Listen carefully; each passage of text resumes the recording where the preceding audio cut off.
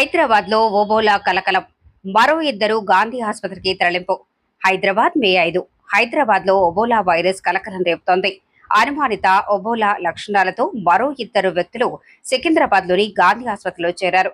దీంతో ఇప్పటి వరకు ఓ వైరస్ లక్షణాలతో గాంధీ ఆసుపత్రిలోని ఐసోలేషన్ వార్డుకు చేరిన వారి సంఖ్య ముగ్గురికి చేరింది. ఈ రోజు తెల్లవారుజామున ఇద్దరు వ్యక్తులు ఒబోలా లక్షణాలతో జూబ్లీహిల్స్ లోని అపోలో ఆసుపత్రికి వెళ్లారు. వారిని పరిశీలించిన వైద్యులు ప్రాథమిక లక్షణాల ఆధారంగా ఒబోలాగా అనుమానించారు. బాధితులను తక్షణమే మెరుగైన చికిత్స, ప్రత్యేక నిఘా కోసం గాంధీ ఆసుపత్రికి తరలించారు. కాగా నిన్ననే మరో వ్యక్తిని కూడా ఇలాంటి లక్షణాలతోనే గాంధీ ఆసుపత్రికి తరలించిన సంగతి తెలిసిందే. వైద్య ఆరోగ్య శాఖ అధికారులు జరిపిన ప్రాథమిక విచారణలో ఒక కీలక విషయం వెలుగు చూసింది. ప్రస్తుతం గాంధీ ఆసుపత్రిలో చికిత్స పొందుతున్న ముగ్గురు అనుమానితులు కూడా విదేశాల నుంచి ఒకే ఫ్లైట్ లో హైదరాబాద్ వచ్చినట్లు అధికారులు గుర్తించారు. ముగ్గురు బాధితులు ఒకే విమానంలో ప్రయాణించారనే విషయం తేలటంతో వైద్య నిపుణులు, ఎయిర్పోర్టు అధికారులు అప్రమత్తమయ్యారు.